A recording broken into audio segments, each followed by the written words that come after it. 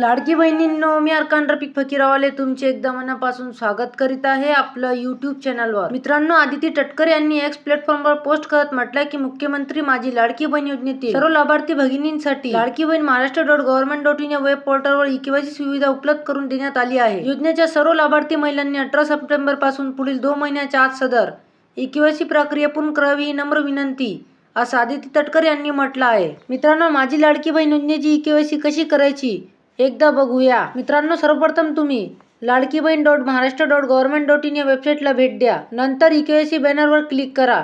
E-KYC form उघडेल। लाभार्थी आधार क्रमांक, पडताळणी संकेतांक कोड, कॅप्चा नमूद करावा।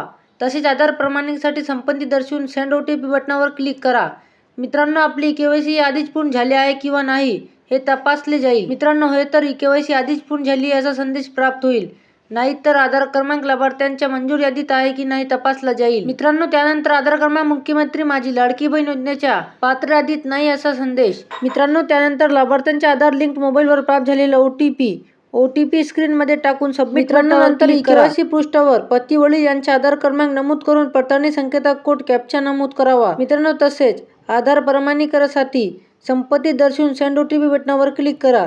मित्रांनो, नंतर पती वडील यांचे आधार लिंक मोबाईलवर प्राप्त झालेला OTP स्क्रीनमध्ये टाकून सबमिट बटनावर क्लिक करा। मित्रांनो, यानंतर लाभार्थ्यांचे जात प्रक पर्यावरण निवडावा। खालील बाबी प्रमाणित डिक्लेरेशन कराव्यात। माझ्या कुटुंबातील सदस्य नियमित कायम कर्मचारी म्हणून सरकारी विभाग, उपक्रम, मंडळ, भारत सरकार किंवा राज्य सरकारच्या स्थानिक संस्थेमध्ये कार्यरत नाही किंवा सेवानिवृत्तीनंतर निवृत्ती निवेदन घेत नाही। होय नाही, माझ्या कुटुंबातील केवळ एक विवाहित आणि एक अविवाहित महिला लाभ घेत आहे। होय नाही या बटनावर क्लिक करा।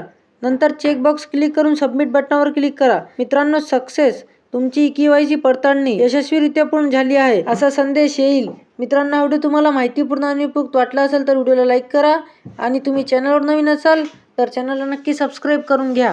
मित्रांनो, या व्हिडिओमध्ये एवढंच। भेटूया नवीन व्हिडिओमध्ये नवीन माहितीसह। वस्सलाम।